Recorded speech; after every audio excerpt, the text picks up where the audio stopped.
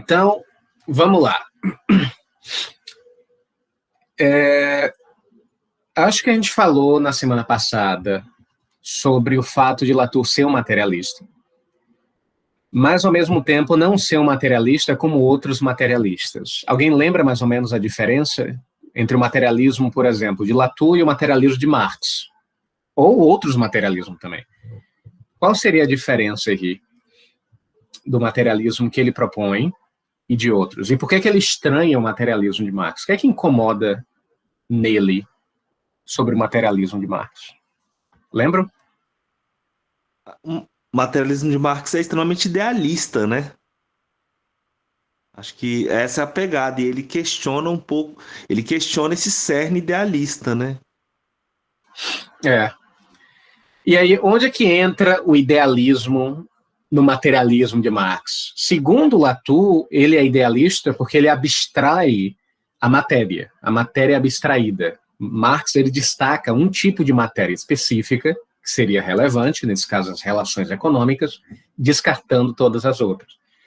Então, para Latour, isso não é materialismo. Materialismo de verdade priorizaria todos os materiais, independente de qual seja, e não apenas um conjunto específico de materiais, tornando aquilo uma referência para todos os outros.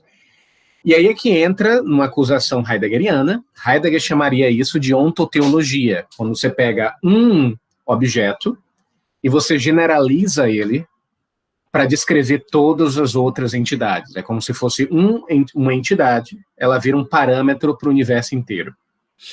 E para Latour, isso não é uma boa alternativa.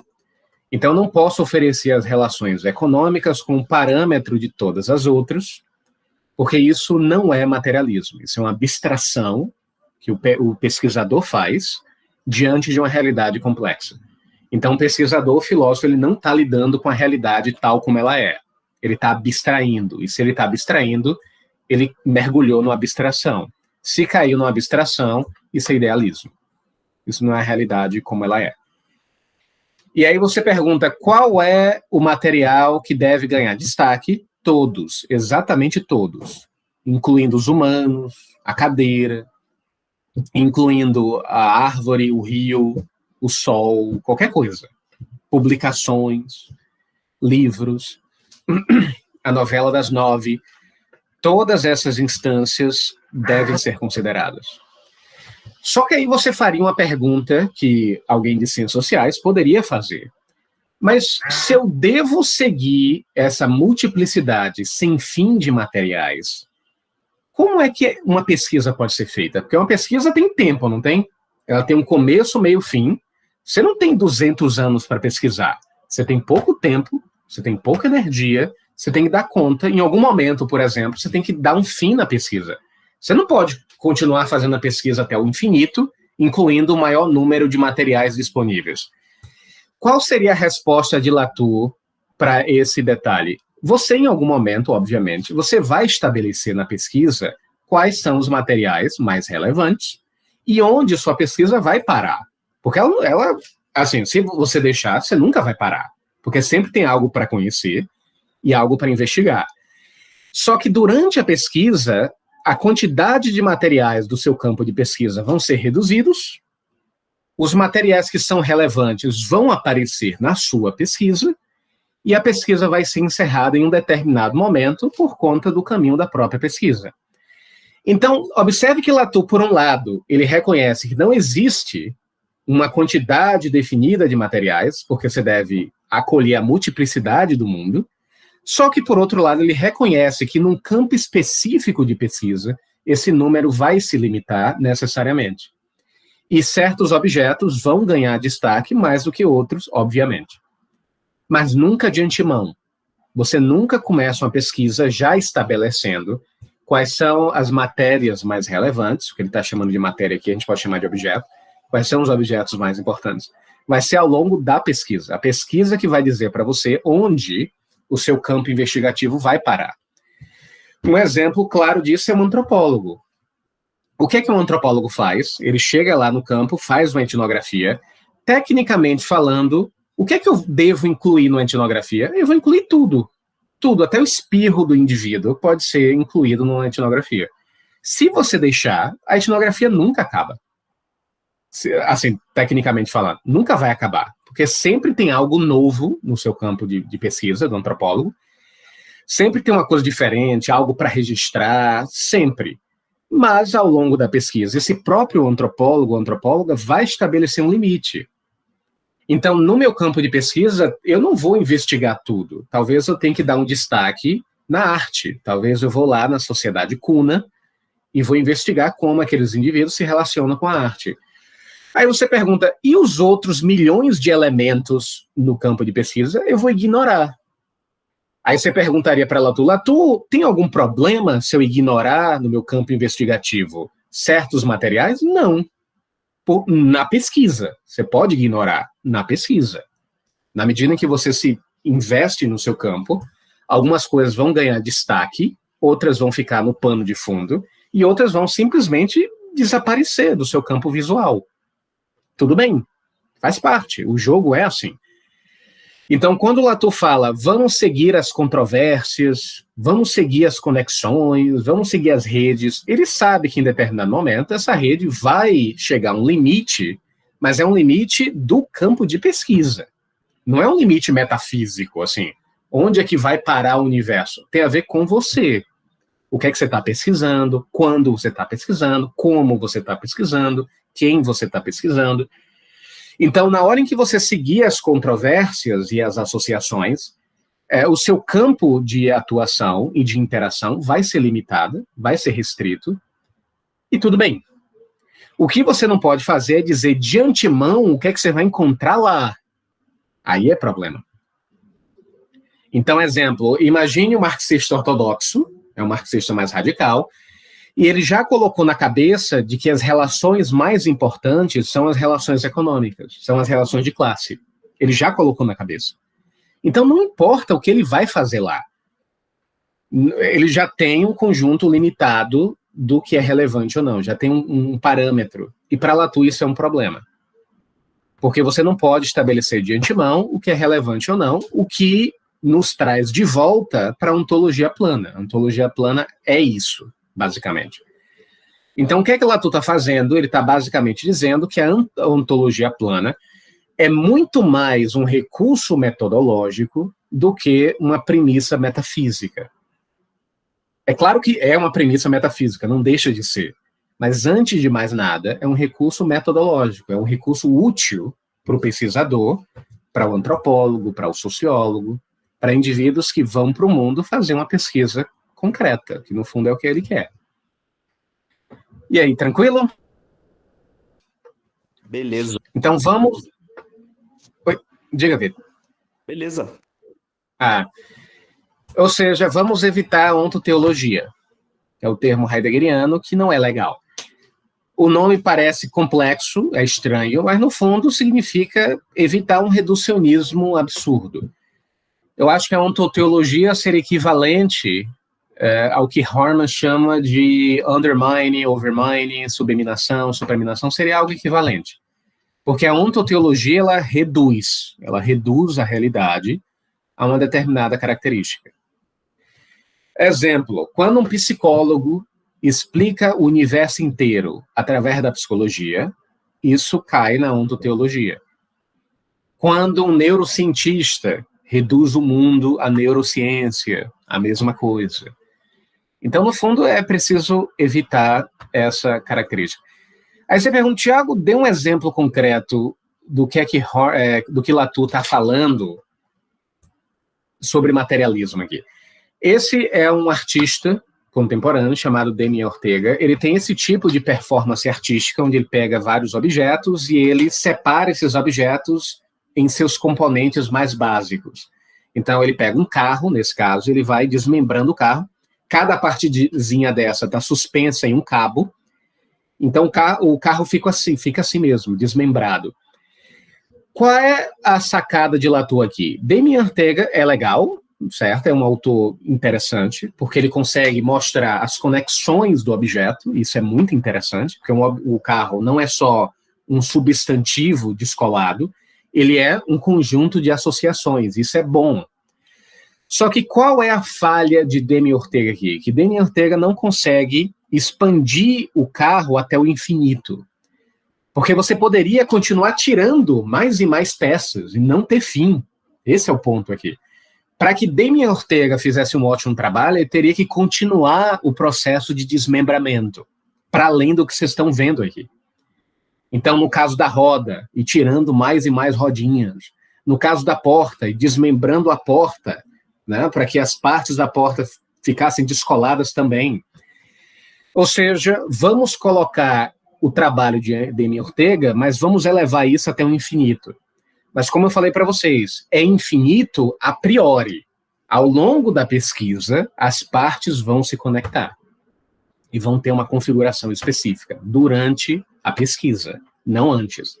Antes da pesquisa, o trabalho precisa se parecer algo assim, como um trabalho de Demi Ortega, com conexões, associações e possibilidades. Na medida em que você for indo para o mundo, na medida em que você for para o mundo, essas partes ganham contorno, mas só depois. E aí, deixa eu ver... Ah, sim. Então é o seguinte, lembram que eu falei na semana passada de que a rede laturiana, lembrando que o conceito de rede, para esse Latour aqui que a gente está trabalhando, né, o Latour da década de 80, 90, é um conceito fundamental, é a base da estrutura do universo. Quando o Latour chega em 2010, no modo de existência, ele vai mudar isso. O conceito de rede não vai ser mais o parâmetro metafísico de Latour. A rede vai ser agora um dos modos de existência, o que é um outro debate que a gente vai fazer em algum outro momento. Mas, por enquanto, a gente está falando desse Latour que realmente ama o conceito de rede. O conceito de rede para Latour é tudo, certo? A rede é o fundamento que explica o que o mundo é. Só que lembram que eu falei para vocês que o conceito de rede é ontológico e não fenomenológico? Não sei se vocês lembram, se a memória está fresca. O que significa dizer que a rede é um recurso ontológico e não fenomenológico? É que ele é fundacional, né? Nesse sentido, o epistemológico ele estaria articulando, e o fundacional, eu entendo que a rede, ela é como você falou, ela molda o modo de existência. Uhum. Como se fosse um molde. Isso. Mas é a diferença entre ontologia e fenomenologia, nesse caso. Ontológico e fenomenológico. Lembram? Sim. O fenomenológico está ligado a uma teoria de conhecimento e o ontológico estaria ligado ao ser mesmo, à existência. Eu acho que essa é a diferença básica que eu capturaria. Sim. Agora, nesse caso, Vitor, seria mais o epistemológico, seria mais ligado a uma teoria do conhecimento. O fenomenológico está ligado à experiência, ao campo da experiência. O lance da virada lá do Russell, né? Que agora isso. Seria mais a experiência, inclusive da experiência pré-reflexiva, do cotidiano, né? Principalmente quando a fenomenologia entra nas ciências sociais, fenomenologia vira sinônimo de experiência do cotidiano, né? Do pré-reflexivo, da atitude natural. Quando eu vou na rua, eu vejo o mundo como algo sólido. Seria algo mais ou menos por aí. Então, só quando você vê é o que é real, né, Tiago, nesse caso, isso, né? Um exemplo disso eu dou esse exemplo o tempo todo. Quando eu vou para casa, e um dia, essa semana eu fui para casa da minha mãe, quando eu vejo minha mãe pela primeira vez, o que é que eu vejo na minha frente? Eu vejo um produto cultural do século XIX, uma determinada definição de maternidade, um determinado arranjo discursivo do pós-capitalismo. Não, eu vejo minha mãe. Então, minha mãe diante de mim é algo sólido, substantivo, é uma externalidade que eu posso tocar e representar. Ou seja, esses bastidores do que uma mãe é, como ela é representada, os pacotes culturais, isso não entra no meu campo de experiência, com algumas exceções. Se eu for um sociólogo e estiver na faculdade, é outro debate. Mas para Dona Maria da padaria, para Dona Maria, o mundo tem uma objetividade sólida e necessária, no sentido de que não é contingente. Então, quando Dona Maria acorda de manhã e abre a janela, ela não vê no mundo produtos culturais, ela não vê no mundo estruturas, sistemas. Dona Maria vê o quê? O mundo. Um mundo bem sólido, onde ela vai trabalhar, onde ela compra o pão. Quando ela vai comprar o pão com o padeiro, ela não vê o padeiro como um papel social específico dentro de um discurso. Não, ela vê o padeiro. Então, o padeiro tem uma materialidade para Dona Maria que não tem para um sociólogo, nesse caso. Então, a rede não é acessada no campo fenomenológico, quero dizer, por Dona Maria. Quando Dona Maria acorda de manhã, ela não vê uma rede de humanos e não humanos. Ou seja, Dona Maria não enxerga a contingência no mundo. Ela vê o mundo, pelo contrário, sólido, em geral. Quando Dona Maria se enxerga no espelho, ela enxerga uma pessoa com uma identidade, com um CPF, com um contorno identitário específico. Ela não vê uma rede entre passado, futuro e camadas de papéis sociais. Não é assim que Dona Maria se enxerga. Ou seja, a rede de Latour opera nesse campo ontológico, nos bastidores de Dona Maria, e não no campo experiencial de Dona Maria. Então, são duas áreas diferentes. A gente falou isso na semana passada. Só que a pergunta é, como é que eu consigo transitar do campo ontológico para o campo fenomenológico? Porque eu preciso fazer isso. Eu preciso sair do campo ontológico, que é esse campo da rede, e invadir o campo de Dona Maria. Eu preciso levar essa rede de articulações para Dona Maria também. Quando Latour fala da ciência, ele diz a mesma coisa. A ciência é uma rede complexa, mas Dona Maria não enxerga essa rede complexa. Isso é um problema. Porque como é que Dona Maria vai levar a sério a ciência se ela não enxerga ou ela não experimenta no cotidiano essa complexidade científica? Pelo contrário, quando Dona Maria acorda de manhã e liga a televisão, que tipo de notícia sobre ciência Dona Maria vê? Polêmica, escândalo, barraco, o cientista tal estava fumando, alguma coisa assim. É isso que Dona Maria vê.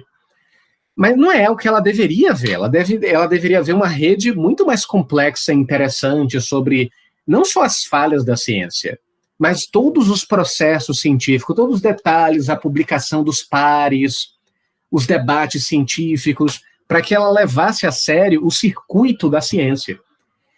E aí, quando o Latour fala sobre o negacionismo, ele vai dizer isso. Por que é que essa rede do campo científico não chega no senso comum?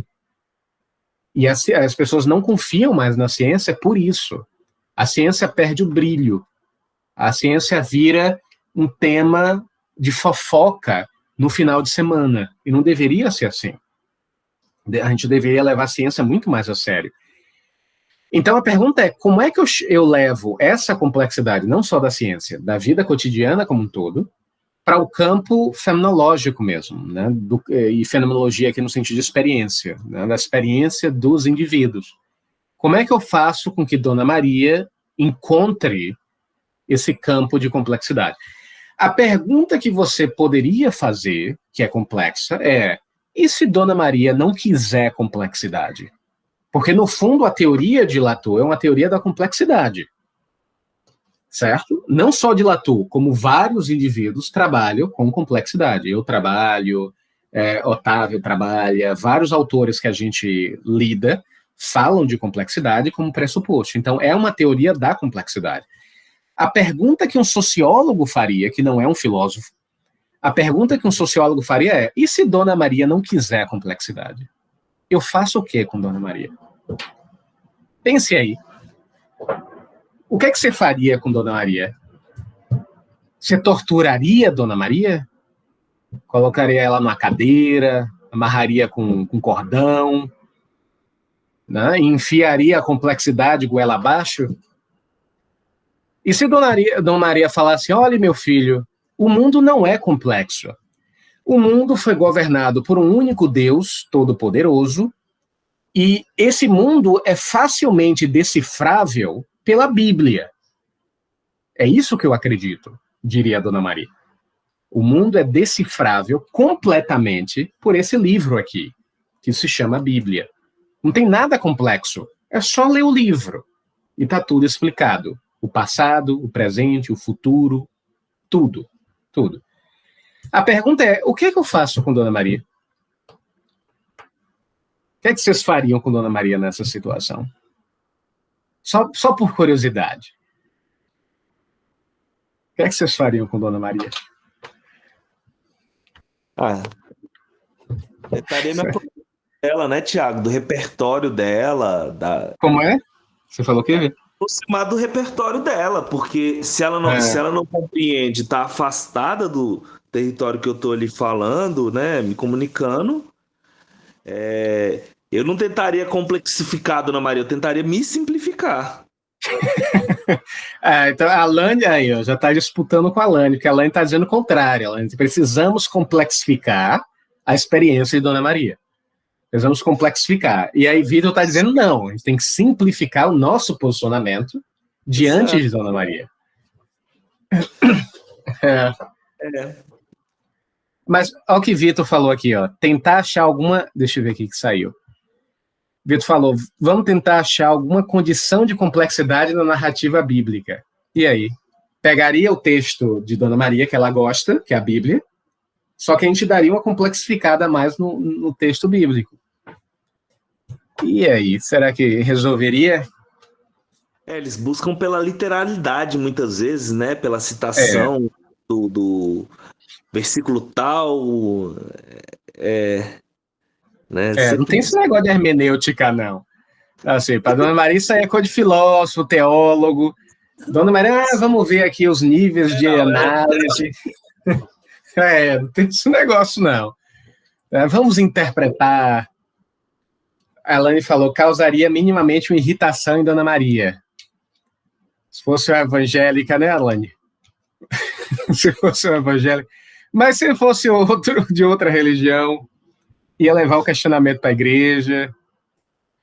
Porque a Alane está jovem ainda. Eu fazia muito isso quando era mais jovem. Né? Na graduação, ficava provocando um pouco. Eu gostava de debater com religioso. Eu tentaria simplificar, aproximar dela, do entendimento dela, ver como que poderia ter algum diálogo, e se não tivesse nenhum diálogo, o silêncio era a solução. Resumindo, por que eu trouxe essa discussão toda? Porque, como eu falei para vocês, a transição do debate ontológico para o debate fenomenológico é mais difícil do que parece. Porque no campo ontológico eu posso ter complexidade, mas no campo fenomenológico não necessariamente. Porque, inclusive, se você vai pela fenomenologia, a atitude natural, que é a forma como as pessoas no cotidiano vivem, é o contrário de complexo. As pessoas tentam simplificar tudo o tempo todo no dia a dia, certo? E a gente sabe disso, a gente acorda de manhã, a gente não fica questionando as coisas. Até a gente que trabalha com isso, que escreve isso, a gente não fica questionando as coisas. A gente não fica buscando várias camadas de sentido, a não ser que a gente tenha algum problema mental, que acontece na nossa área. Na verdade, acontece muito, certo? De racionalizar tudo o tempo todo. Mas se você é alguém normal, ou seja, alguém que não é das humanas, você não vai ter problema. Você não vai relativizar as coisas o tempo todo, você não vai complexificar as coisas o tempo todo. Então, é um dilema que é interessante, mas é bem polêmico. Quando Gilles Deleuze ele escreve o livro Para uma Literatura Menor, que ele fala sobre Kafka, ele faz um debate legal sobre como é que eu trago o campo ontológico que ele propõe, do rizoma, da complexidade, para a literatura. E ele vai dizer, não é fácil. Kafka, ele consegue razoavelmente fazer isso, mas não é simples. Você tem que pagar um preço alto para sair desse campo complexo, digamos assim, para o campo da experiência cotidiana. Ou, se você preferir, sair do campo ontológico para o campo político, ou do campo ontológico para o campo religioso. Todas essas transições podem acontecer, não estou dizendo que não pode, não, mas você tem que pagar um preço, nada de graça. Tem um termo que o Otávio usa que eu gosto muito, ele fala de pagar pedágio. Né? Ele fala do pedágio ontológico, que é isso mesmo, assim, você tem que pagar um preço para transitar entre as esferas. Você sair de debates ontológicos para o debate científico, você tem que pagar um preço, né? O do ontológico para o religioso. Não é tão simples assim. Porque os debates que a gente faz no campo ontológico não necessariamente são acolhidos em outras esferas. Não necessariamente. Da mesma maneira com o caso de Dona Maria. A gente pode levar Latour para Dona Maria. Mas como é que a gente faria isso? Como, quando, em que medida, que tipo de Latour seria? Como é que eu chego em Dona Maria? Aí você pergunta assim, Tiago, Dona Maria tem doutorado? Não. Dona Maria não tem um ensino médio completo e ela é manicure. Essa aqui é Dona Maria. E como é que eu vou falar de Latour para Dona Maria? Como eu vou falar da metafísica da presença, a crítica da metafísica da presença em Derrida? Eu vou entregar a gramatologia para Dona Maria? Para ela ler de Derrida? Não. Mas eu vou fazer o quê? Vou dizer que Dona Maria é idiota porque ela não lê a gramatologia? Também não. Porque aí é arrogância, senão não pode chegar aí. Aí é que tá, a gente tem duas opções, dois extremos. Ou a gente diz que Dona Maria é idiota e não tem a mínima ideia de nada, ou a gente ignora Dona Maria, são os dois extremos. A gente vai fazer as duas coisas. Ou tentar achar um meio termo, que é o que Latour tenta fazer. O ponto de Latour é sair dos debates ontológicos e transicionando ele para o campo político, para o campo de outras esferas, e isso é complicado. Isso é complicado. Observe os debates que Latour fazia, os debates mais contemporâneos sobre meio ambiente. Como é que eu posso falar sobre a complexidade da rede que é o planeta Terra e, ao mesmo tempo, fazer uma política pública específica que lide com isso, que traga essa complexidade para o campo cotidiano? Como é que eu faço isso? Quanto de dinheiro eu vou investir? Onde exatamente eu vou aplicar? Quais são os países que vão estar incluídos? Aí já é uma retórica que é diferenciada, já envolve um outro tipo de circuito. E não é fácil. Lembram que eu falei também sobre o neo-animismo, que Latour tenta recuperar o animismo, que não só Latour, vários autores, né, para ser sincero. Eu acho que até o próprio Horman. Horman não fala de animismo, mas é o que ele está fazendo, né, tentando retomar a agência dos objetos e a relevância deles. Só que lembram que eu falei para vocês que o animismo que esses autores tentam resgatar é diferente do animismo que o antropólogo vê no cotidiano de sociedades tradicionais? Qual é a diferença do animismo de Latour, por exemplo, e o animismo do povo Kuna, do povo Arueté? Lembram da diferença? Eu não lembro se eu falei, não. Eu falei, sei lá. E aí, qual é a diferença?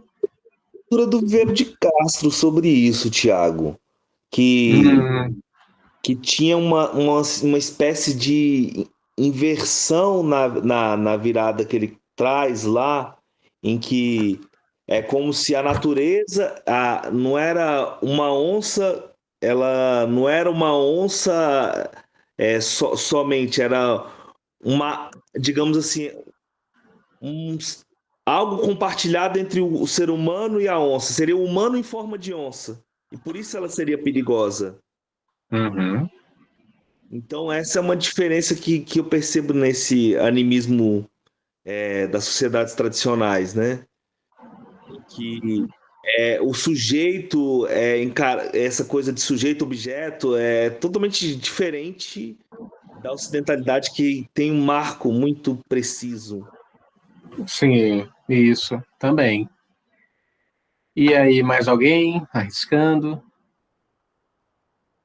Que eu não lembro de ter falado isso. Mas tem essas características também, Vitor. Que é o seguinte, o animismo desses autores tem uma pegada mais laica, tem uma dimensão mais laica. Quando você vai para sociedades tradicionais, tem um tom místico, mágico, religioso, que esses autores não têm.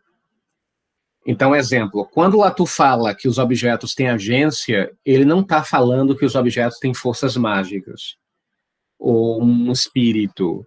Ele só está querendo dizer que os objetos afetam, impactam. Só isso. Os objetos impactam e transformam a realidade e são transformados no processo. Então é como se fosse mais ou menos o que fazem com o budismo no Ocidente. Você pega o budismo, né, do Oriente, entre aspas, você traz para o Ocidente, transforma em autoajuda e tira o suquinho. Só deixa o bagaço. Latour está fazendo a mesma coisa aqui. Aí você pergunta, mas já é alguma coisa. É melhor ter bagaço do que não ter nada. Eu concordo. Na minha opinião, é melhor ter o bagaço do animismo do que não ter animismo nenhum. A Lani falou, seria uma retirada parcial da agência? Sim. Seria uma... Não sei se é uma retirada, porque a agência continua presente aqui, em Latour, em Bennett, em todos esses autores, só que sem a carga mística, sem os espíritos, sem as forças mágicas. Poderia dizer que é uma perda, de certa maneira. Você teve que retirar, é como se fosse uma versão... É uma versão laica, onde você tira a carcaça religiosa e deixa a carcaça laica. Então você pode dizer, sim, que é uma espécie de perda. A pergunta seria, é possível uma forma de animismo religiosa ou mística, como os tradicionais tinham, no mundo que a gente vive hoje, no mundo da diversidade, de infinitas religiões? É difícil, porque se eu coloco uma definição animista religiosa, eu posso excluir algumas religiões que não têm essa visão. Então, o que é que seria uma visão animista para o Ocidente, para as democracias liberais, que ao mesmo tempo manteriam um tom místico e ao mesmo tempo sem ser opressiva? Não sei. Ou seja, esse animismo laico, ele é o bagaço, claro, só que ao mesmo tempo ele permite que outras religiões e corpos e narrativas diversas possam aparecer. Porque ele se torna tão despretensioso, digamos assim, que acolhe praticamente qualquer forma religiosa nesse modelo de Latour. Porque se eu defino agência e animismo como aquilo que afeta e é afetado, toda religião faz parte. Toda religião aqui seria convidada. Não só religião, toda política seria convidada, né? Todos seriam convidados. Então, esse modelo do bagaço, ele é menos pretensioso, ele é mais fraco, só que talvez ele combine melhor com a democracia liberal que a gente vive, que é uma democracia da diversidade. É mais ou menos o que a gente fala sobre Deus. Para que Deus exista na democracia liberal, ele tem que reduzir a potência, ele tem que se privatizar, por exemplo. Eu tenho meu Deus, você tem o seu. O Deus privado é o Deus da democracia liberal. O que a gente chamaria, de forma agradável, de o Deus da diversidade. Só que o Deus da diversidade, na verdade, é um Deus que perdeu potência. E ele tem que perder potência para que o indivíduo apareça com suas manifestações de diversidade, para que ele possa aparecer. Então, a teoria de Latour é uma teoria, ironicamente, liberal.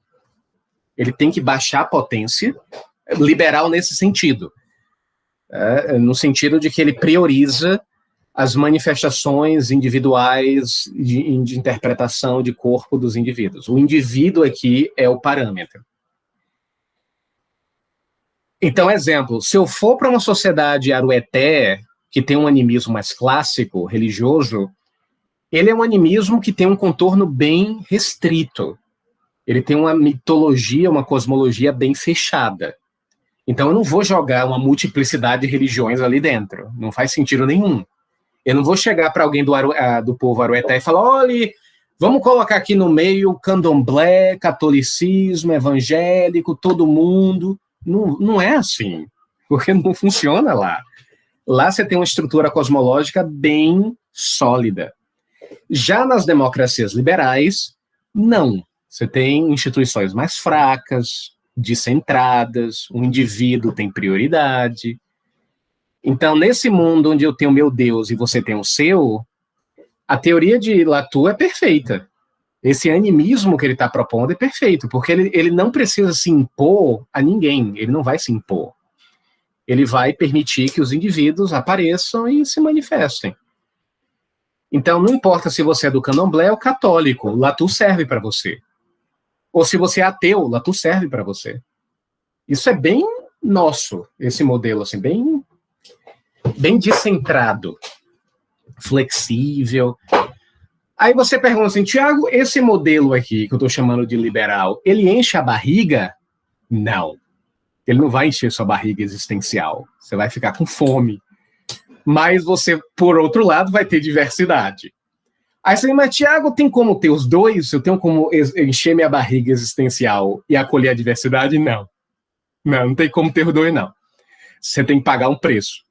Se você quiser um mundo da diversidade, você tem que pagar um preço pelo mundo da diversidade. E o mundo da diversidade é um mundo mais frágil, um mundo mais descentrado, mais flexível, onde o indivíduo tem mais relevância do que as instituições, onde eu tenho meu Deus, você tem o seu, onde Deus não é uma estrutura do universo, mas é uma forma interpretativa, onde cada um tem o seu, tem que pagar um preço. Aí você pergunta, Tiago, você prefere o quê? Eu não sei, eu não tenho escolha, eu tenho que viver aqui mesmo. Não assim. Se eu tivesse que escolher mesmo, eu viveria no meio do mato, numa sociedade bem com 10 pessoas, eu escolheria. Mas, infelizmente, eu tenho que viver aqui. 2021, numa democracia liberal, num mundo extremamente complexo.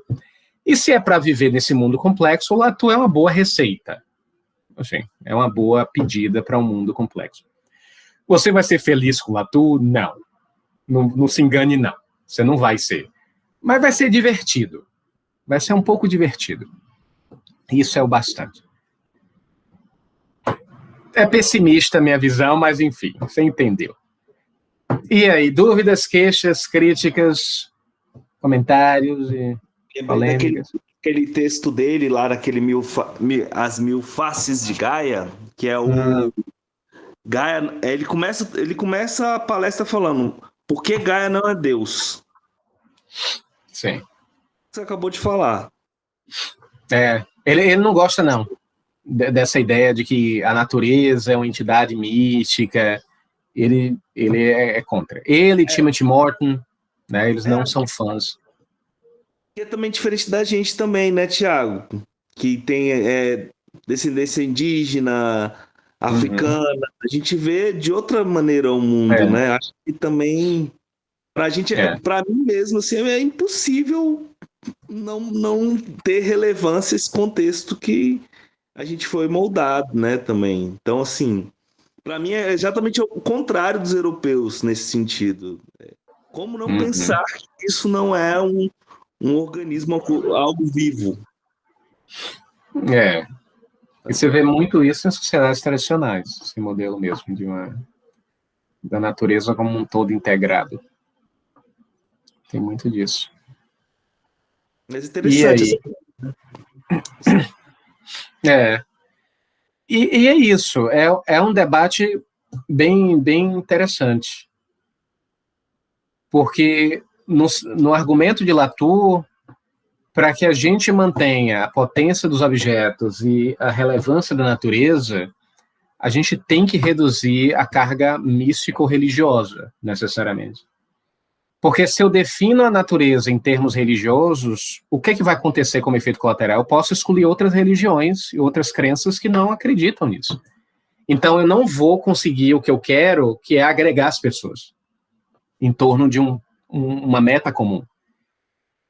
Então, se eu chamo Gaia de uma deusa toda-poderosa, como é que eu converso com um católico que não acha que só existe um Deus, e Gaia não pode ser Deus? Eu não conseguiria conversar com um católico, ou um evangélico, ou talvez conseguiria conversar com um pessoal do candomblé, talvez. Mas, então é como se Latour estivesse dizendo, para que eu tenha um discurso que agregue o maior número de pessoas, ele tem que ser vago e genérico, laico. Ele tem que ir para a laicidade. A laicidade seria a condição da diversidade. O que parece meio irônico, mas... Mas é um preço que aí você poderia dizer, mas a laicidade dá conta de agregar as pessoas em torno de um objetivo comum? Não sei. Não sei se um discurso laico, mais genérico, mais aberto, mais desencarnado, faz com que as pessoas fiquem juntas. Não sei. A gente vive numa democracia liberal, supostamente laica, e as pessoas estão se matando. Então, isso não é muita garantia de muita coisa, sei lá. É complicado. Eu não tenho resposta para nada, não. Sim. Lembra que eu falei para vocês dos sofistas, que segundo Latour eram os verdadeiros filósofos? Por que o sofista era o verdadeiro filósofo? Cadê vocês? E aí? Eu lembro que Gabriel comentou disso no encontro passado, inclusive. Sim. Tem a ver com o método deles, né? Isso. Tem a ver com o método deles. Porque é o seguinte, lembrem que Sócrates, que é Platão, os dois, eles odiavam os sofistas. Os sofistas não eram filósofos, pelo contrário, eram vistos como pessoas que se vendiam por dinheiro, não queriam compromisso com a verdade, não eram de maneira nenhuma filósofos. Na verdade, o sofista era o oposto do filósofo. Ser chamado de sofista era um insulto. Só que Latour vai dizer o contrário. O sofista era o verdadeiro filósofo, porque o que é que o sofista fazia? O que é que Górgias e Protágoras faziam? Eles argumentavam. E na medida em que eles argumentavam, eles associavam ideias, propostas, imagens, representações, metáforas, piadas. Isso é que o filósofo deveria fazer, ele associa. Esse conjunto de associações, de buscar associações, é o que um filósofo faz. Então, um sofista, ele ganha uma batalha retórica na medida em que ele associa mais elementos. Quanto ele mais associa termos, quando ele mais cria associações poderosas, mais interessante e poderoso é o argumento. Isso é o que a ciência faz. Quanto mais a ciência cria as associações, mais poderoso é a ciência. Isso é o que a religião faz. Quanto mais a religião cria associações, mais poderosa ela é. Ou, também nas palavras de Latour, quanto mais a religião cria aliados, mais poderosa ela é. O que seria um aliado de uma religião? Tudo que ela faz para se aparecer, para se manifestar, para se fazer presente. Uma postagem no Instagram pode ser um aliado. Uma personalidade famosa divulgando aquela religião pode ser um aliado. Tudo pode ser um aliado. O que é um aliado para um cientista social? Um artigo publicado é um aliado, certo? Uma palestra feita, uma aula, um comentário, um tweet, tudo isso são aliados. E quanto mais aliados você tem, mais o seu argumento é visto, aplaudido e acolhido. Então, no final das contas, o que é a vida cotidiana é a busca por aliados. Quanto mais aliados, humanos e não humanos, mais poderoso eu sou. E o sofista conseguiu captar isso. Ele sabia disso, que quanto mais aliados ele tivesse, mais ele venceria uma batalha retórica. Só que aí vinha Sócrates e Platão dizendo que não tinha nada a ver, que o objetivo da filosofia é a busca pela verdade, uma coisa sólida que está no mundo, como se simplesmente fazer filosofia é descrever o que está no mundo, e na verdade não é. Para o sofista, a filosofia não tem como objetivo descrever nada, mas criar associações. Quanto mais criativo, quanto mais impactante, quanto mais esteticamente relevante, melhor. Não sei se vocês lembram da diferença que Latour faz entre verdade e realidade. Que um argumento pode ser verdadeiro, mas não ser real. Deixa eu dar um exemplo. Imagine que a ciência diga, durante a pandemia, imagine que ela tenha dito, como ela disse, que é preciso fazer o lockdown e lavar as mãos com álcool gel. Para Latour, isso pode ser verdadeiro? Sim, porque isso descreve um certo estado de coisas no mundo. Mas isso pode não ser real, porque isso não se personifica, não se materializa na vida das pessoas. Então, algo pode ser verdadeiro e não ser real. Como é que eu faço algo ser verdadeiro e ser real? Na medida em que eu crio associações e busco aliados. Então, a ciência, para que ela seja real e não apenas verdadeira, ela tem que buscar aliados, ela tem que se materializar no cotidiano. Ela tem que buscar forma de divulgação, ela tem que buscar desenhos animados, sei lá, qualquer coisa para se fazer presente no cotidiano. E é curioso, você também pode dizer o contrário. Algo pode ser real e não ser verdadeiro. Qual exemplo que Latour daria? Um personagem ficcional. Batman, ele é real e não é verdadeiro. Batman não existiu. Ele não é uma coisa que está no mundo ou esteve no mundo. Ele não é uma materialidade que eu descrevo ou toco. Mas ele é real na medida em que ele faz parte da vida das pessoas. Às vezes eu brinco dizendo que eu conheço mais sobre Batman do que meu bisavô. E meu bisavô existiu. Meu bisavô era verdadeiro. Mas eu não sei o nome do meu bisavô, não sei as características dele, mas se você me perguntar quem foi Batman, eu sei quem foi Batman. Ele é Bruce Wayne, é um empresário famoso, eu sei das características, enfim, eu sei quem ele foi. Então, curiosamente, Bruce Wayne, ele não é verdadeiro, porque ele não descreve um certo estado de coisas, ele não é uma materialidade, ele não é um corpo físico, mas ele é real, porque ele existe no cotidiano, ele se materializa no cotidiano, ele afeta as pessoas, ele transforma a vida delas de alguma maneira. Isso se aplica a séries, filmes e o que você quiser. Também pode ser a mesma coisa.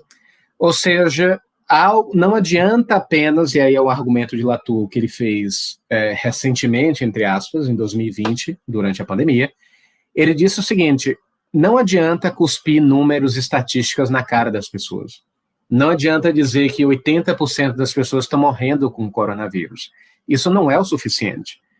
Jogar fatos e descrever fatos não é o bastante. É preciso também tornar a ciência uma instituição relevante, válida, que mereça ser escutada.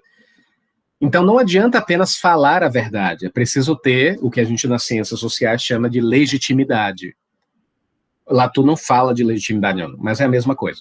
É preciso que a ciência tenha voz. Então não adianta só falar, não adianta apenas jogar um gráfico e dizer, olha aqui, ó, aceite a ciência. É preciso que a ciência tenha realidade e não seja apenas verdadeira. E aí, tranquilo? E aí, como ele propõe para essa realidade da ciência ser transbordada? Sim. A estratégia dele é deixar a ciência mais visível, sair do laboratório. É o que às vezes ele fala da ciência em ação. Eu preciso ver a ciência em ação. Não apenas ver a ponta final do processo, do produto feito, da vacina feita, mas como é que foi feita, quais são as etapas daquilo, né? Quais são os bastidores desse cientista? Será que as crianças são ensinadas quando são pequenas de como a ciência funciona? Esses detalhes, esses laboratórios, essa vida, elas vivem isso no dia a dia? Ou elas só aprendem sobre ciência em um livro vazio, genérico, em sala? Então é preciso que a ciência se materialize, que ela seja interessante. E aí é que entra o critério estético de Latour, que no fundo é isso que ele está defendendo. Ele disse o seguinte: o critério epistêmico não é o bastante. O que é o critério epistêmico aqui? Se algo é verdadeiro ou falso. Isso não é o bastante. É preciso que eu tenha uma dimensão estética. Então não apenas algo tem que ser verdadeiro, mas tem que ser impactante, tem que ser interessante, tem que ser divertido, tem que valer a pena, tem que ser legal. Senão as pessoas não vão escutar. E isso, curiosamente, não é uma tese de Latour. Lembram de Paulo Freire? Paulo Freire, na década de 70 e 80, falava isso também. Para que eu ensine alguém, é preciso que a pessoa goste do que está sendo ensinado, se afete, seja interessante, tenha conexão com a vida da pessoa. É o que Latour também está falando aqui. A ciência não pode ser genérica, fria e distante. Ela precisa fazer parte da vida das pessoas. Se a ciência não for relevante, as pessoas não vão se importar com dados, estatísticas, ou seja lá o que for. Certo? Sabe o que as pessoas falam hoje do cotidiano da ciência? Elas falam que a ciência não interessa mais. Elas dizem que hoje a ciência diz que café pode, mas antes dizer que café não pode. Ou seja, ciência é relativa, ciência não faz sentido, todo mundo está questionando tudo o tempo todo. É isso que a gente aprende com as redes sociais. A gente aprende que a ciência é um conjunto de interpretações aleatórias e todo mundo tem o seu. Isso não é legal para a ciência. Mostrar a ciência como esse campo vazio de pura especulação, onde cada um grava o seu videozinho e diz o que a ciência é. Isso não torna ela interessante, torna ela vazia. E aí depois a gente, diria Latour, depois a gente se queixa que Joãozinho do Pão, o padeiro, não acredita na ciência. É claro que ele não acredita na ciência. Porque toda vez que ele liga a televisão e vai para as redes sociais, que tipo de ciência que ele vê? Ele vê um bando de gente aleatória especulando sobre tudo o tempo todo. Como é que ele vai confiar na ciência como instituição se ninguém leva a sério? Se qualquer um com celular na mão pode fazer, sei lá, uma teoria terraplanista e dizer que a Terra é plana. Basta ter um celular na mão e pronto. A Evita falou aqui, de algum modo... peraí, alguém tinha mandado uma mensagem. Vitor perguntou antes. Seria um animismo mais fenomenológico, experiencial, animismo mítico versus animismo ontológico? Poderia pensar sim também, Vitor, de alguma maneira. Um animismo mais visceral... embora o animismo mítico, ele tem uma carga ontológica também. Porque os seres divinos, eles compõem a estrutura da realidade. Então, eles têm uma carga também ontológica. Mas você pode imaginar que no caso do animismo mítico é algo mais pré-reflexivo, fenomenológico, meio que intuitivo, e no caso de Latour é algo mais elaborado, teórico, filosófico. A Evita também falou, de algum modo, nessa discussão sobre a ciência em ação estética, a ontologia retorna para a fenomenologia. É o que ele tenta fazer. A meta é essa. É mostrar a complexidade do mundo. Se o mundo é complexo, se o mundo é um conjunto de associações, vamos levar essa carga complexa para o dia a dia. Vamos levar para as pessoas. Agora, preciso deixar bem claro, não é todo mundo, todo filósofo que acredita no que Latour acredita. Porque qual é a tese de Latour? Se eu trago a complexidade da ciência, a ciência fica mais interessante. Mas não é todo indivíduo que acredita nisso, não. Exemplo, Bourdieu, Marx diriam o contrário. Se você mostra a complexidade dos bastidores de um fenômeno, ele perde força. Se você mostra de fato como ele funciona, você mostra que ele não é aquilo que você imaginava, que ele não tem aquela força toda, que ele não é nada místico, não é nada mágico. Então, observe que é uma batalha interessante. Latour está dizendo, quanto mais eu conheço sobre um fenômeno, mais interessante ele parece para mim. Marx está dizendo o contrário, quanto mais eu conheço os bastidores de um fenômeno, menos ele é interessante para mim e mais eu começo a me afastar dele, porque eu começo a tomar consciência de que ele sempre foi contingente, foi instável. Bourdieu ele tem um conceito que ele chama de violência simbólica. O que é o conceito de violência simbólica? Na medida que eu não conheço os bastidores de uma realidade, mais eu vejo ela como natural e mais eu sigo ela, mais eu respeito ela, porque eu não conheço os bastidores. Eu não conheço o que está por trás, eu não conheço os detalhes. Então, observe que a abordagem de Latour é bem diferente da teoria social crítica tradicional. Talvez por conta da formação religiosa de Latour, porque ele na década de 70, 60, ele era bem religioso. Na verdade, ele sempre foi católico. Mas na década de 60 e 70 isso era bem escancarado. Ele fazia estudos hermenêuticos da Bíblia, e o raciocínio dele era simples. Quanto mais eu interpreto a Bíblia, mais conheço sobre a religião, mais eu tenho uma conexão forte com Deus. Isso estava bem claro na cabeça dele na década de 70. E esse raciocínio se arrasta com ele até o resto da vida.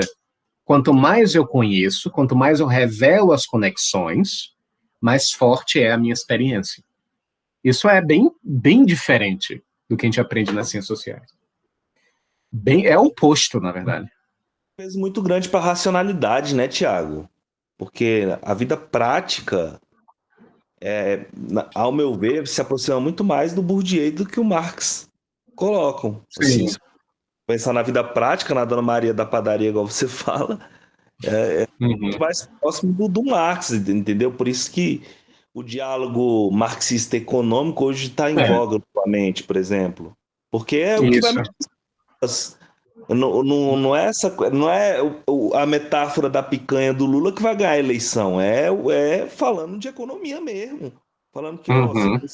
seu salário diminuiu por conta disso. E não é desvelando só que isso se aproxima, né? Colocando na prática, né? É. Inclusive, esse raciocínio é o mesmo raciocínio do Pesadelo na Cozinha. Você assistiu Pesadelo na Cozinha? Com Jacan, que Jacan é um chefe da cozinha. Já vi algumas vezes. Ele visita restaurantes para ver o que está acontecendo. Ou seja, observe que qual o raciocínio de Jacan? Quanto mais eu conheço os bastidores da cozinha, menos saborosa é a comida. Porque eu vou ver que tem um bocado de coisa estranha rolando e eu não quero ver. Para Latour seria o contrário. Quanto mais eu conheço a cozinha, mais gosto eu tenho. Por estar no restaurante, por viver o restaurante. seria por aí. Ou seja, acolher as conexões é fortalecer as instituições. Se eu revelo as conexões complexas da ciência, a ciência se torna mais divertida, mais real, mais interessante, mais potente. Para Latour. Para Latour. Seria esse raciocínio. Então, por exemplo, lembra de um restaurante que você já foi, já comeu? Por que a comida estava gostosa para Latour? Porque você, em algum grau, sabe das conexões. Talvez. Mas para Marx seria o contrário. Se você não conhece o que está nos bastidores, você não vai saber que tem coisa meio desprezível lá e vai ser mais interessante. É melhor você não saber. Quanto menos você sabe, mais gostosa é a comida para Marx. E para Latour é o contrário. Quanto mais você sabe, mais gostosa é a comida. É um debate complicado, complexo. Então, vamos trazer as conexões de tudo, da religião, da ciência, para que as pessoas fiquem mais interessadas no que está acontecendo. Então, vamos trazer as conexões. Sejam boas ou ruins também. Vamos mostrar que as coisas são complexas. E se a gente segue o caminho de Latour, o caminho, inclusive, do grupo de Otávio, é esse. Quanto mais complexidade, mais interessante o mundo é. Mais vale a pena viver. Certo? Esse seria o objetivo. E aí, tranquilos? Alane, deixa eu pular aqui para o outro Tito. Sim, já ouviram falar do termo interobjetividade de Latour? Eu não lembro se eu falei aqui ou se você lê em algum lugar. O que é interobjetividade? Lembrem que o termo comum é intersubjetividade, que é o termo mais popular, que a gente usa o tempo todo. Intersubjetivo, relações intersubjetivas. Mas aqui não é isso, não. Aqui é interobjetividade. O que são relações interobjetivas? Ele tem um artigo, inclusive, que ele fala isso, sobre interobjetividade. O que são relações interobjetivas? E aí? Acho que você falou por alto em um dos encontros sobre essa interobjetividade. E aí acho que tem a ver com essa questão objeto mesmo, né? Das relações entre objetos. Isso. Porque para ele a filosofia, as ciências sociais estavam obcecados na relação entre os humanos, as subjetividades. Então, para ele, os objetos ele não apenas se relacionam com os humanos, mas se relacionam entre si. E essas características são relevantes também no debate. Como é que essas redes de humanos e não humanos se conectam, ultrapassando os debates antropocêntricos. Então é o seguinte, como é que a gente prova que os objetos têm agência para Latour? Mas antes eu vou perguntar para vocês, como é que a gente prova que um objeto tem agência para Graham Harman? Lembra que a gente falou disso? que os objetos eles têm agência, ou melhor, o objeto tem autonomia, melhor dizendo, não é nem agência. Os objetos têm autonomia em Harman, mas como é que a gente verifica que o objeto tem autonomia no projeto metafísico de Harman? Vocês lembram? Tem a ver com acesso, aquela coisa da gente nunca acessar o objeto real? Isso. Nunca acessa, e Vitor falou causando frustração, aí tem o withdraw, a retirada, o recuo do objeto, de qualquer relação. Para Latour é parecido, só que ele dá um outro nome, é a recalcitrância, que também tem a ver com a frustração, porque recalcitrância é a capacidade de resistir de alguma coisa. Então, os objetos têm recalcitrância na medida em que eles resistem. Mas eles resistem ao quê? É mais ou menos como Harman, eles resistem a teorias, a ação, a prática, ou seja, ele resiste tanto à teoria quanto à prática. Então, quando a minha máquina de lavar quebra, o que é que ela está fazendo ali? Ela está exercendo recalcitrância, porque eu não queria que ela quebrasse, eu tinha já um planejamento no meu dia, e agora eu tenho que reconfigurar tudo, porque a máquina quebrou. Eu tenho que ligar agora para uma pessoa, tenho que agendar um momento, provavelmente eu vou me atrasar para a aula e por aí vai. Então, observe que o objeto aqui está resistindo às minhas investidas, teóricas e práticas.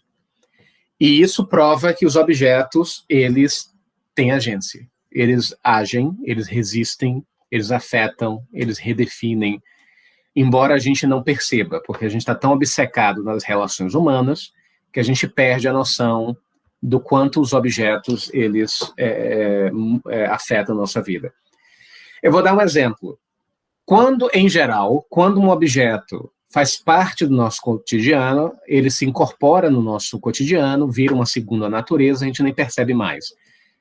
Pensem na luz elétrica, que vocês provavelmente estão usando agora, a eletricidade. Observe o quão revolucionário foi a eletricidade e os desdobramentos dela ainda hoje, para além da nossa compreensão. A eletricidade foi produzida ou canalizada pelos humanos, sim, mas ela tem autonomia também, porque ela ainda se desdobra no mundo produzindo efeitos inesperados.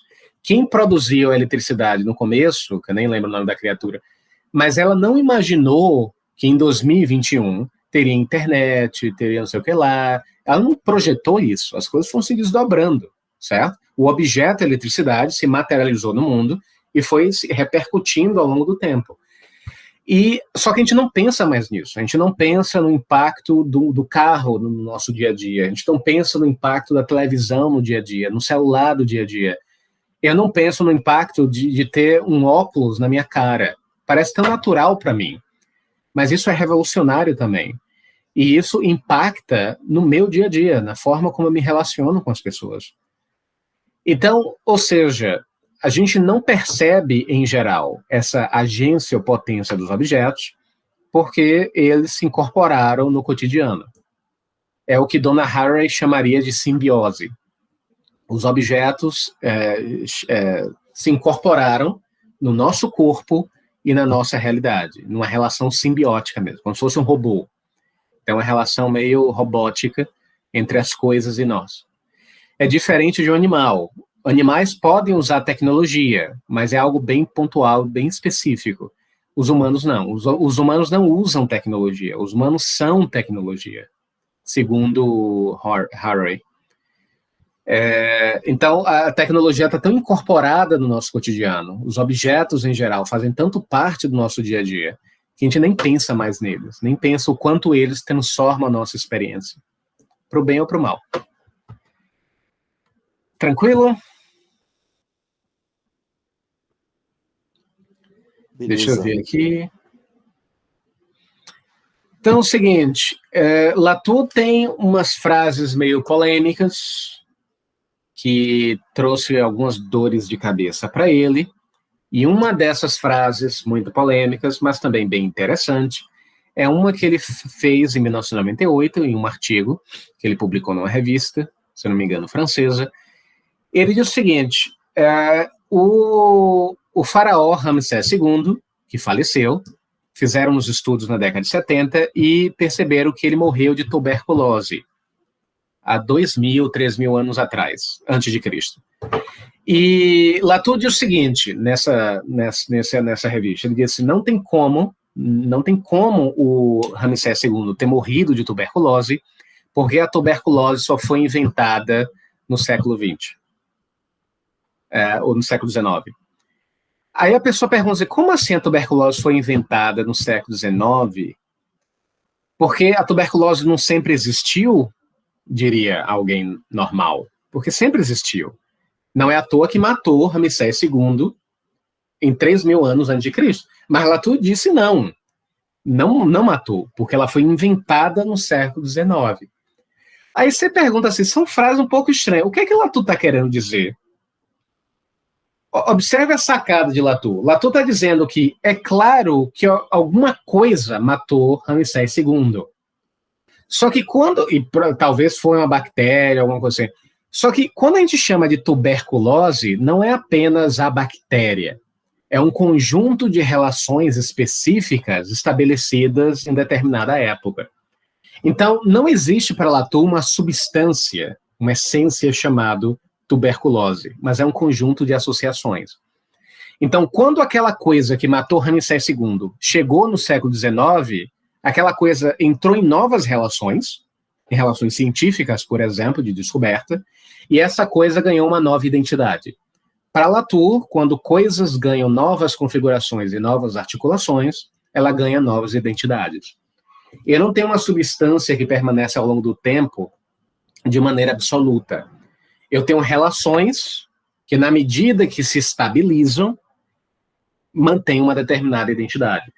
Resumindo, quando aquela coisa que matou Ramsés entrou no circuito científico e ganhou o nome tuberculose, se tornou uma coisa diferente do que foi há 3.000 anos antes de Cristo. Não é mais a mesma coisa.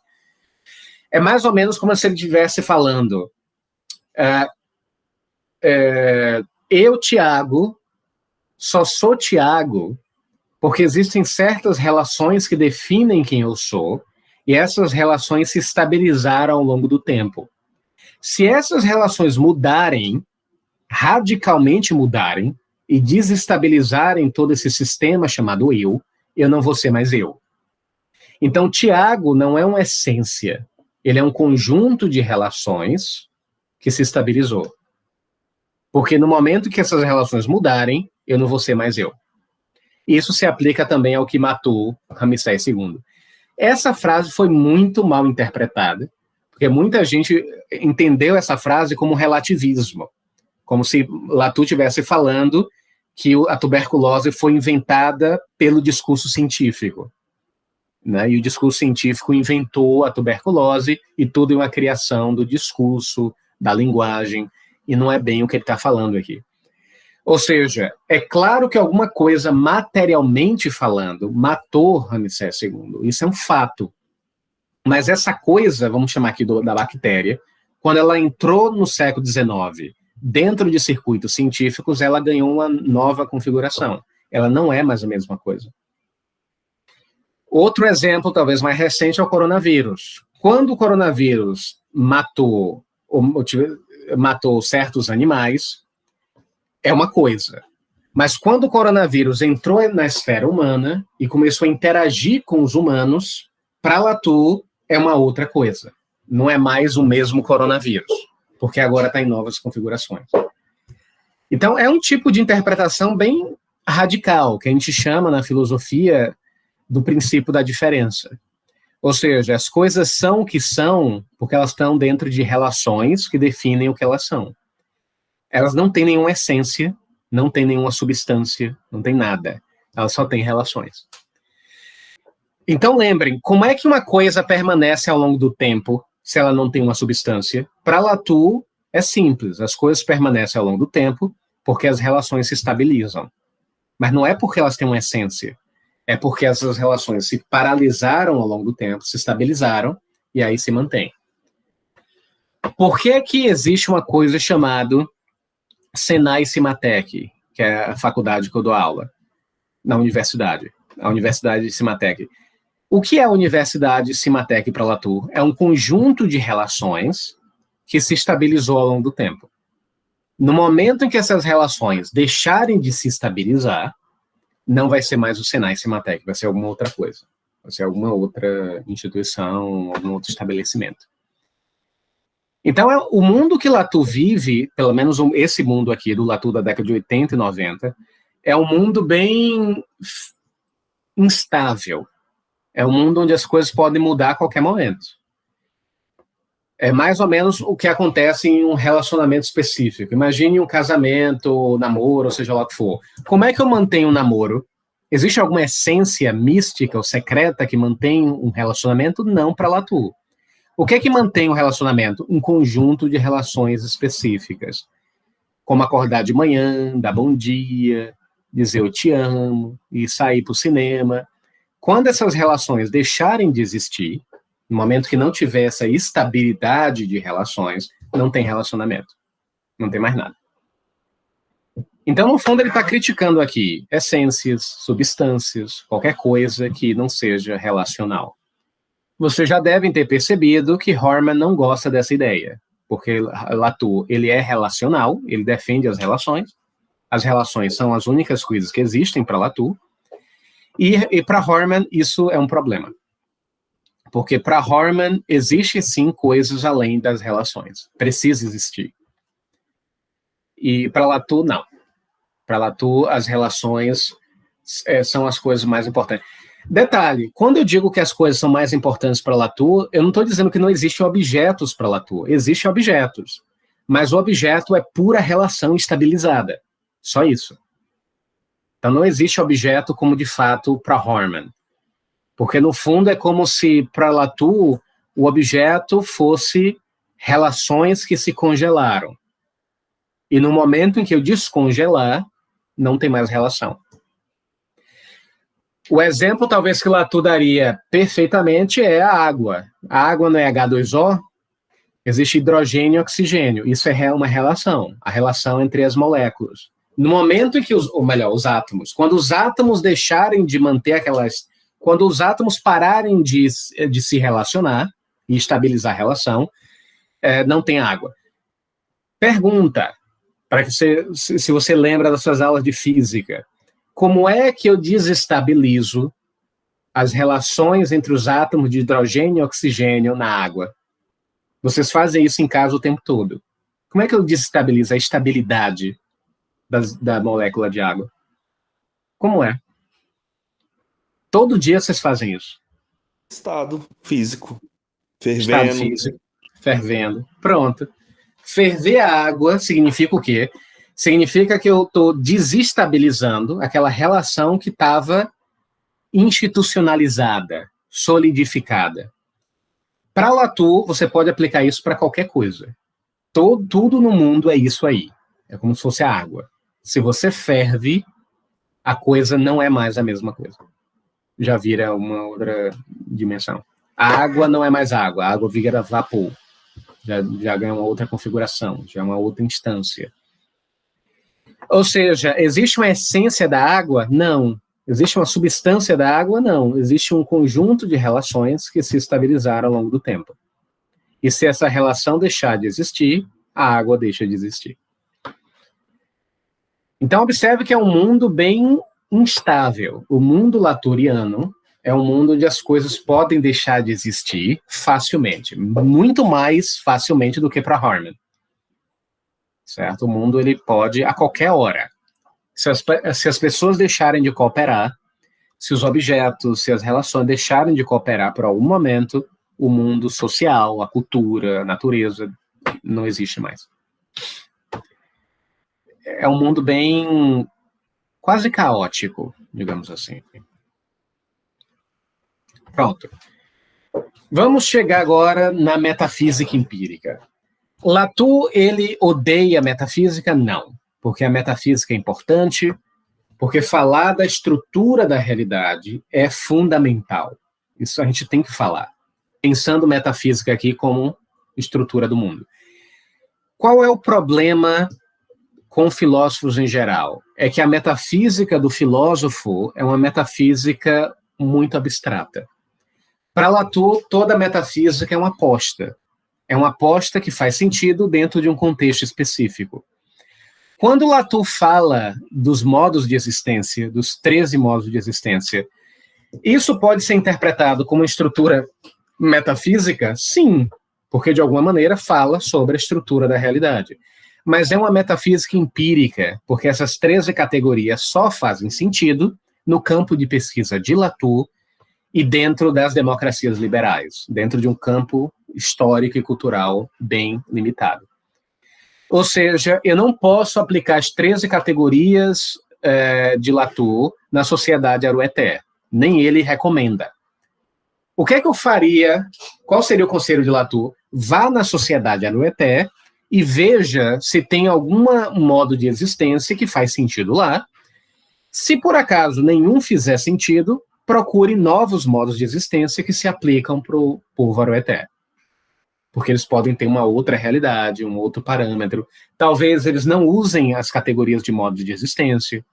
Talvez eles tenham uma outra forma de se relacionar que não tem a ver com esses compartimentos ontológicos diferentes como Latour faz. Porque em Latour, a religião é um modo de existência, a ciência é um modo de existência, elas têm mundos diferentes, regras diferentes.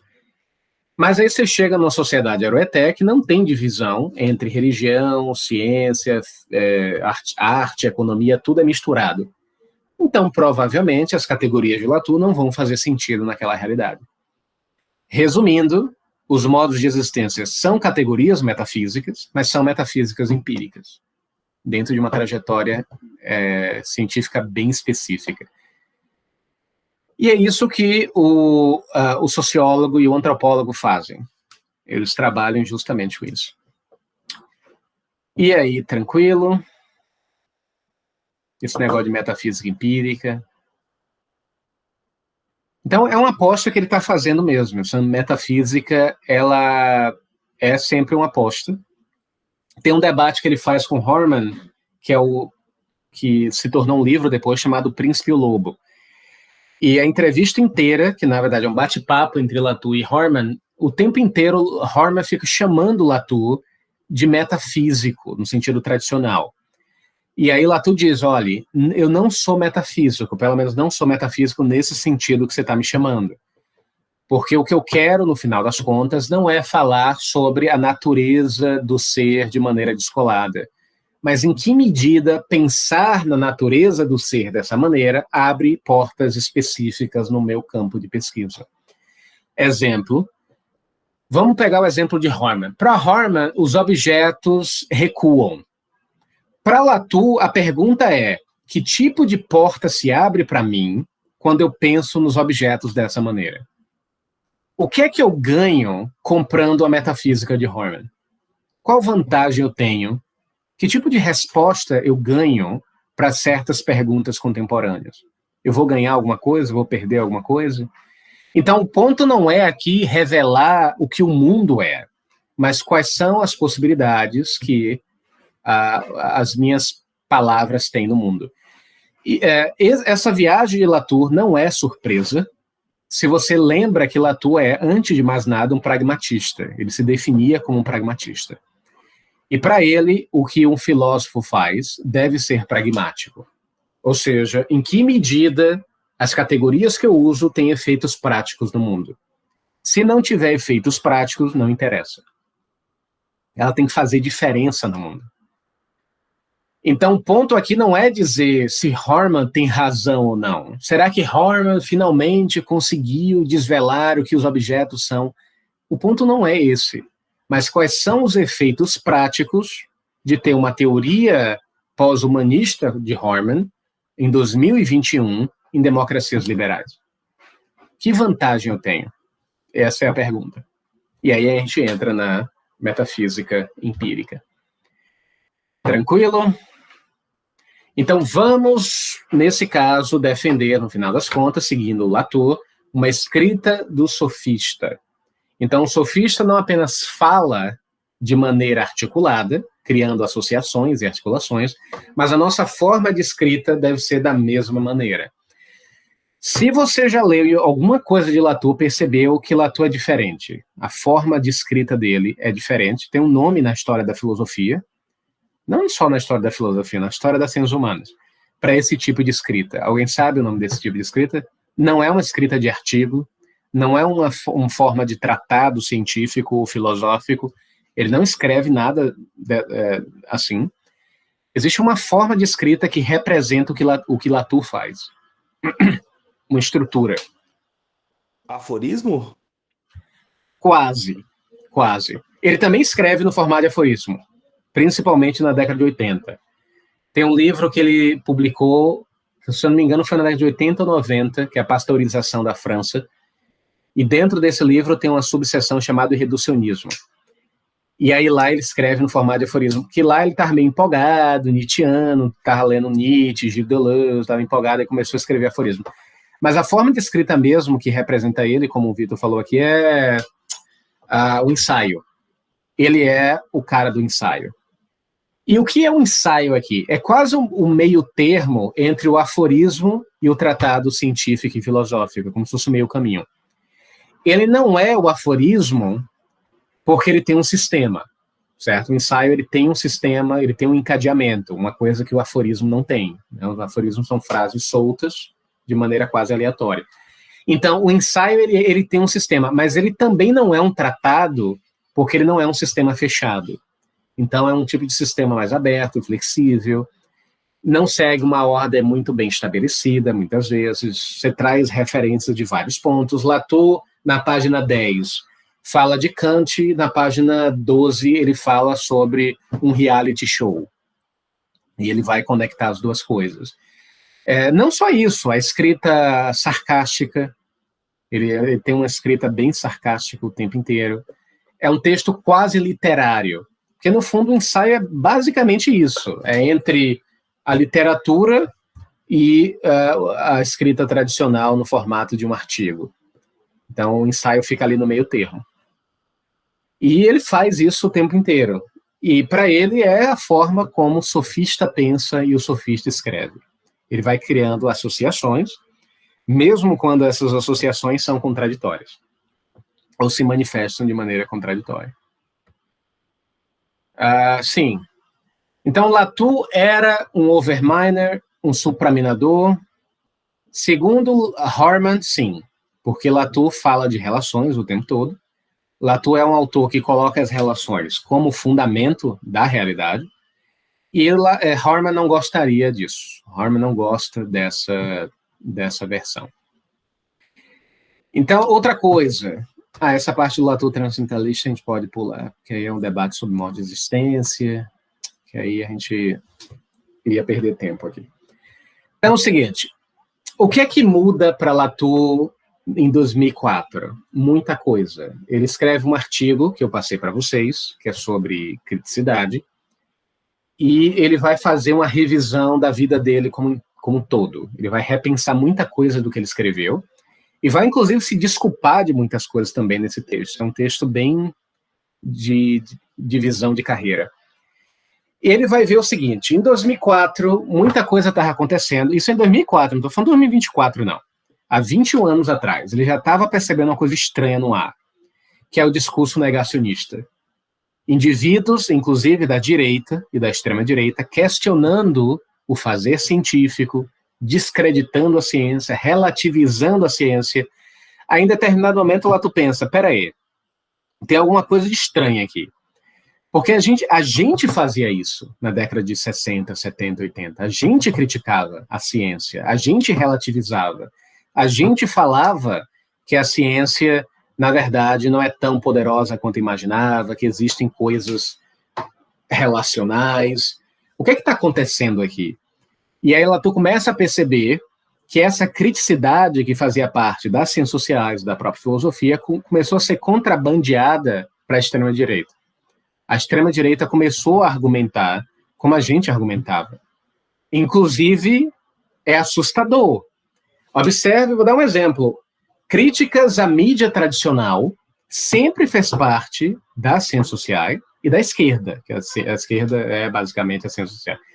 Então, desde a década de 60, 70, com figuras como McLuhan, Chomsky, figuras que escreviam sobre o problema da mídia tradicional, a mídia tradicional, não confie na mídia tradicional. Aí, se eu perguntar para você hoje, quem é que critica a mídia tradicional? Os bolsonaristas, a extrema-direita, os trumpistas, que não querem assistir os canais tradicionais de televisão. Eles estão criando novos canais, novas plataformas, porque não confiam mais. Até coisa que antes era da minha época, crítica da Rede Globo, por exemplo. Quem é que criticava a Rede Globo? Na minha época, quando eu entrava na graduação, era a gente. Falando da Globo, dominando, ideologia. Hoje são os bolsonaristas, que também estão criticando a Globo, dizendo que a Globo é ideológica, não confia na Globo.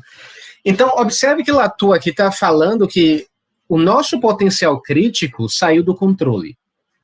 A gente começou a criticar tudo o tempo todo, essa criticidade sem controle foi contrabandeada para o outro lado, e agora você tem a extrema-direita não só usando uma estrutura de raciocínio parecida com a nossa, mas até o vocabulário é parecido. Eles falam de ideologia, eles falam de discurso, eles usam conceitos que eram usados por nós. E agora estão na boca deles. Eu lembro que teve uma entrevista de Bolsonaro que perguntaram em 2021, alguma coisa assim, não, 2020.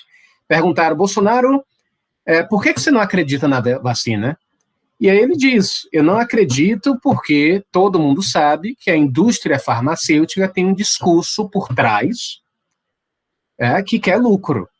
Quando eu ouvi essa fala de Bolsonaro, me lembrou meus tempos de graduação, porque era isso que a gente falava.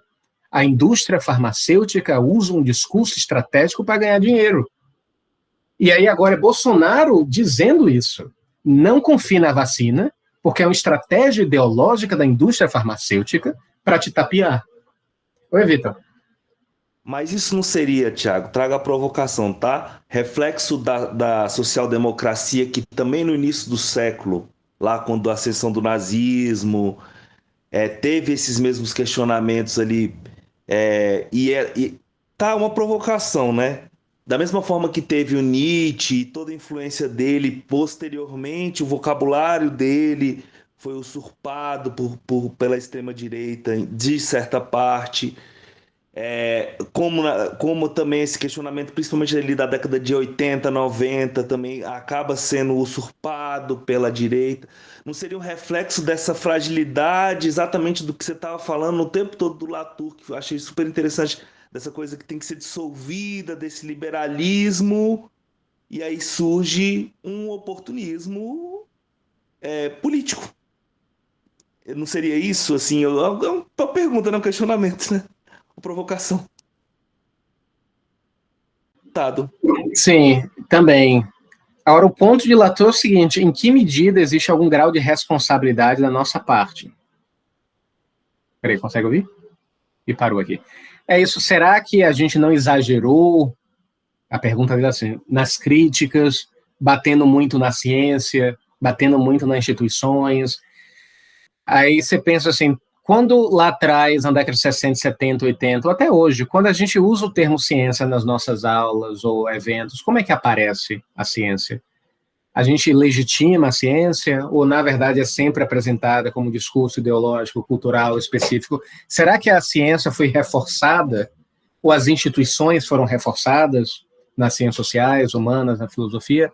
E aí, Latour ele vai trazer essa citação aqui, ó.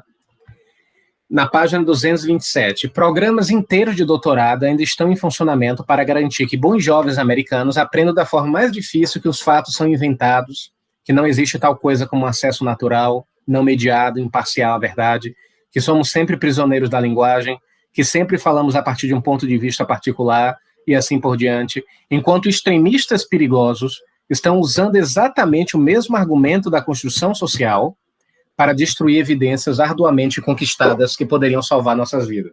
Ele está falando aqui em 2004.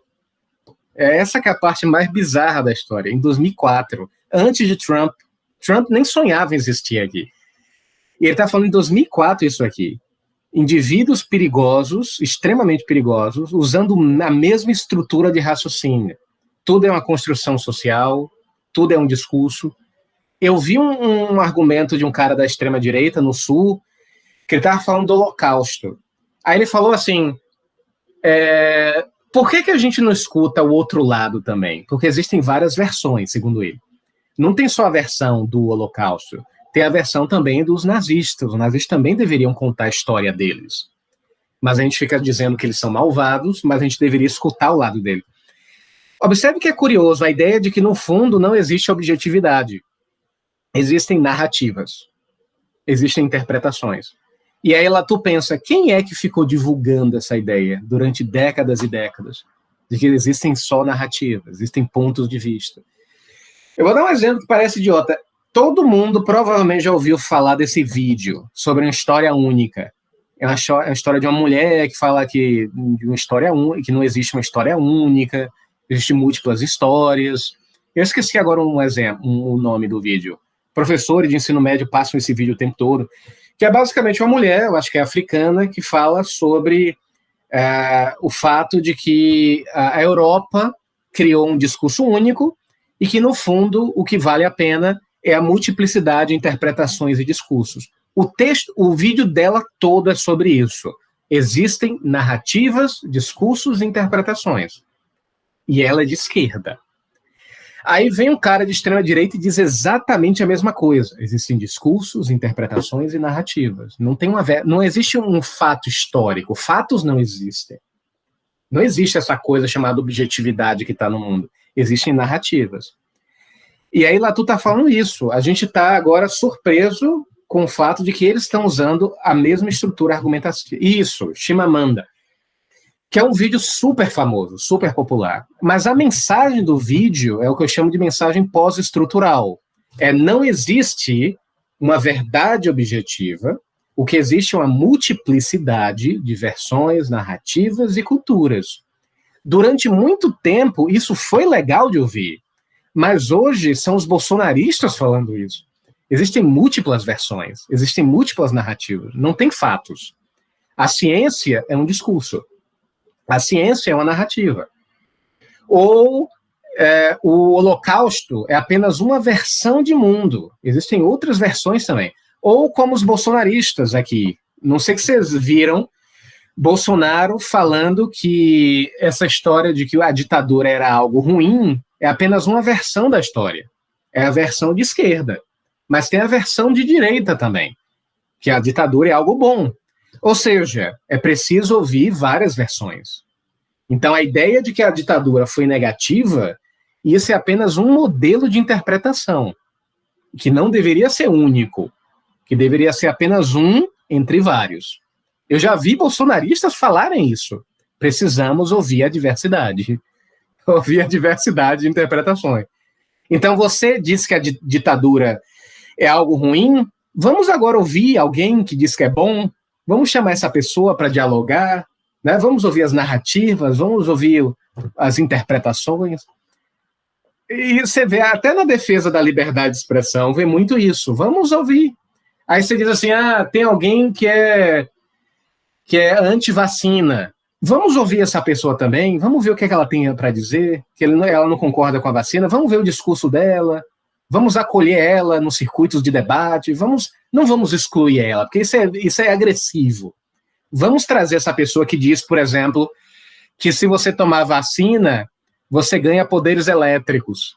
Então essa pessoa está dizendo que se você tomar vacina, você ganha poder de eletricidade. Vamos ouvir o que ela tem a dizer, ela tem a versão dela também, certo? Todo discurso é válido, vamos acolher a diversidade.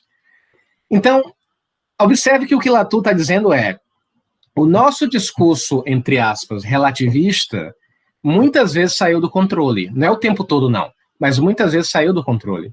E a gente acabou apresentando para as pessoas um modelo de realidade onde não existem fatos, onde não existem instituições, onde tudo é um jogo de poder e linguagem. Essa mensagem que a gente passou nos cursos de ciências sociais e humanas pode não ter criado uma boa impressão a longo prazo. A gente pode ter, de uma maneira um pouco negativa, perpetuado um campo que depois foi aproveitado pela extrema-direita. Eles pegaram muito disso e agora fazem a mesma coisa. Por exemplo, eu digo para o pessoal o tempo todo, eu nunca vi, principalmente na graduação, no mestrado, indivíduos da minha área defenderem tanto a ciência como defendem hoje. Não era assim. Defender a ciência, os fatos, vamos respeitar os cientistas, isso não existia, não. De onde eu vim, a ciência sempre foi apresentada como discurso europeu, sempre um discurso sufocante e repressivo. Agora mudou. Agora a gente defende os fatos e são os bolsonaristas que estão dizendo que a ciência é uma ideologia. É uma ideologia de esquerda, é uma ideologia manipulando as pessoas. Então é uma mudança interessante de parâmetro. Como eu falei para vocês, eles criticam hoje a Globo. A Globo era o nosso saco de pancada. Agora é o saco de pancada dos bolsonaristas. Lembram do filme de Matrix? O filme Matrix era o queridinho, desde a década de 90, era o queridinho, desde o início dos anos 2000. Porque, na verdade, o Matrix é de 99. Desde 1999, a esquerda sempre adorou a Matrix. Sempre. Por quê? A esquerda, no começo, por que a esquerda gostava do filme Matrix? O que tem de esquerda no filme? Vocês lembram do filme? Uma porrada de coisa, né? Mas assim, basicamente a coisa da pílula ali já é uma parte daí, né? Ou seja, tem uma realidade ideológica, né, que você vai superar, tem as máquinas controlando. A esquerda adorou. Beleza. Se eu falar para vocês que a esquerda hoje não está falando mais do filme Matrix, quem está falando do filme Matrix hoje? Quem é que se apoderou do filme? Red Pill. Extremistas, não sei o que lá. E o discurso deles é o quê?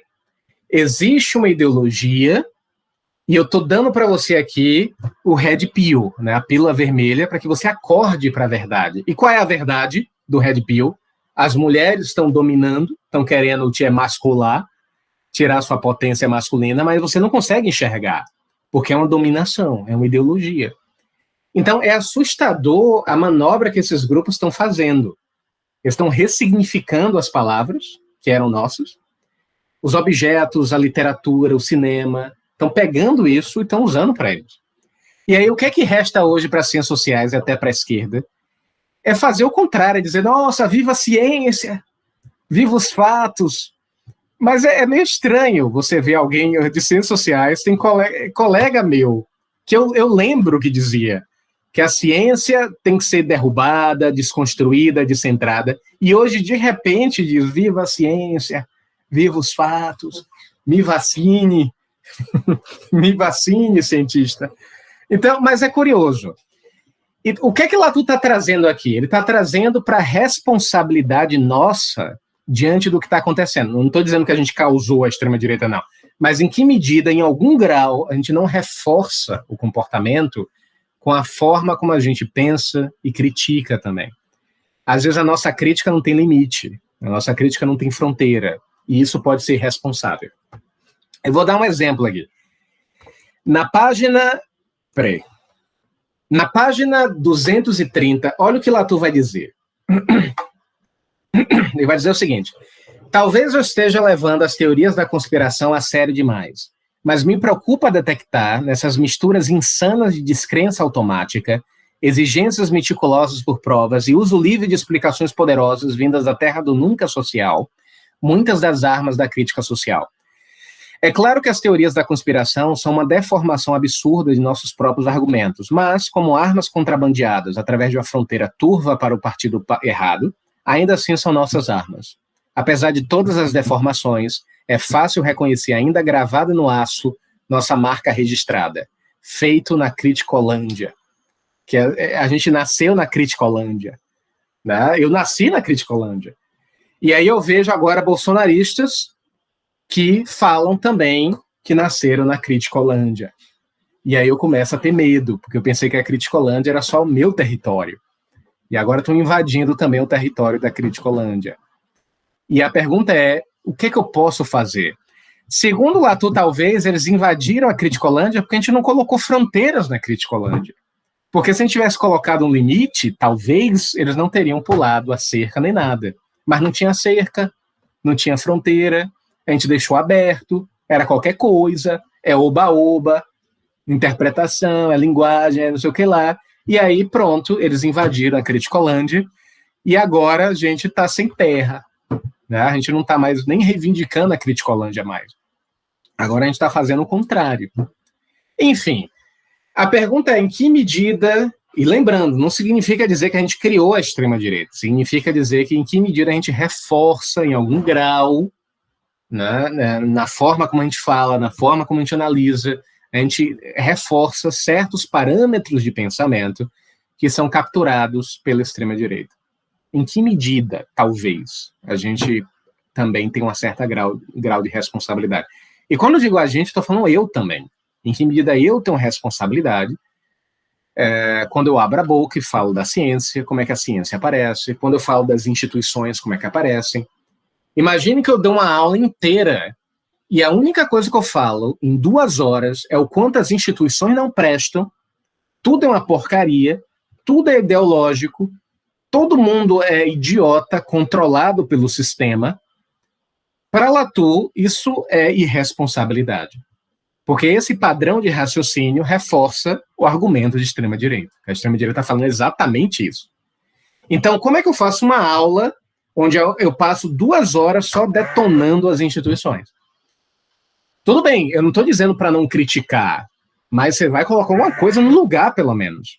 Como é que eu passo 2 horas dizendo que a ciência ideológica é um discurso europeu, racista, heterossexual e só? Eu só falo isso. Eu não proponho nada no lugar, eu não reforço nenhum grau de legitimidade na ciência, eu só detono a coisa. Aí eu saio da minha palestra de 2 horas achando que eu bombei. Assim, nossa, passei 2 horas dizendo que a ciência é uma porcaria, só que para Latour, essa forma de raciocínio que era super legal na década de 60, hoje é perigoso. Porque a extrema-direita já está fazendo isso, ela já está detonando as instituições, ela já está detonando o Estado, já está detonando a ciência, já está detonando a mídia tradicional, ela está detonando tudo. Aí a gente vai fazer o quê? Vai continuar detonando também? É complicado. Ou seja, imagina que tem a fogueira, uma fogueira metafórica, passar 2 horas detonando a ciência, dizendo que a ciência é só um discurso europeu, heterossexual, racista, e só isso, é como jogar gasolina no fogo. O fogo já está lá. Você joga gasolina e pronto, vai explodir. Parêntese, eu não estou dizendo que a ciência não deva ser criticada, não. Ela tem que ser. Mas pela primeira vez na história humana, das ciências sociais e da filosofia, a gente tem que perguntar em que medida eu posso criticar? Qual é o limite da crítica? A gente tem que ter prudência. E o que Latour está falando nesse texto é isso. O que é uma crítica prudente? Eu não tenho uma resposta, não acho que eu sei, não. Mas é interessante o questionamento. O que é uma crítica prudente? O que é, por exemplo, criticar a ciência, mas sem deslegitimar a ciência? Eu não sei. Talvez seja um desafio. O que é criticar a mídia sem deslegitimar a mídia? O que é criticar o Estado ou a própria democracia sem deslegitimar o Estado e a democracia?